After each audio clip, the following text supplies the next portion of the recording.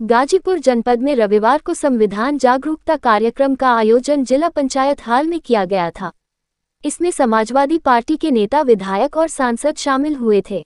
इसी गोष्ठी के कार्यक्रम में गाजीपुर के सदर विधानसभा के समाजवादी पार्टी के विधायक जय किशन साहू भी शामिल हुए और इस दौरान उन्होंने मंच से बोलते हुए कहा कि मुझे डर लगता है कि कहीं देश में गृह युद्ध न हो जाए।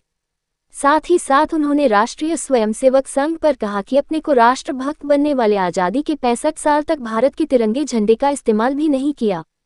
गाजीपुर के सपा विधायक जय किशन साहू ने कहा कि उन्हें डर लगता है क्योंकि देश में कभी भी गृह युद्ध हो सकता है। इस दौरान उन्होंने मंच से बोलते हुए राष्ट्रीय स्वयंसेवक संघ पर तंज कसा।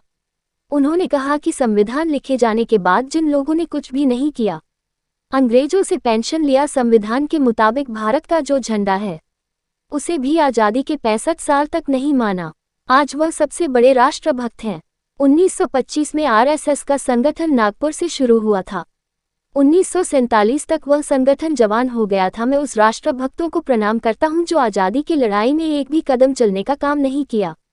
इस दौरान उन्होंने कहा कि भगत सिंह के मुकदमे की पैरवी भी कुछ लोगों ने नहीं किया, लेकिन भगत सिंह का अधिवक्ता भी तो मुसलमान था और अंग्रेजों की तरफ से कौन वकील था, ये बताने की जरूरत नहीं है कि कौन से राष्ट्रभक्त थे।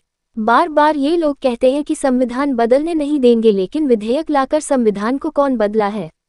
संभल की घटना का नाम लिए बिना बोलते हुए कहा कि एक महल जल गया, माचिस के डिब्बे में एक तीली ही रखी होगी।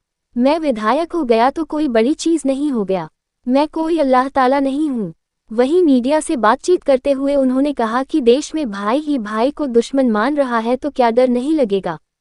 संविधान में लिखा गया है कि अयोध्या के अलावा किसी अन्य मुद्दों पर जिक्र और बात नहीं होगी।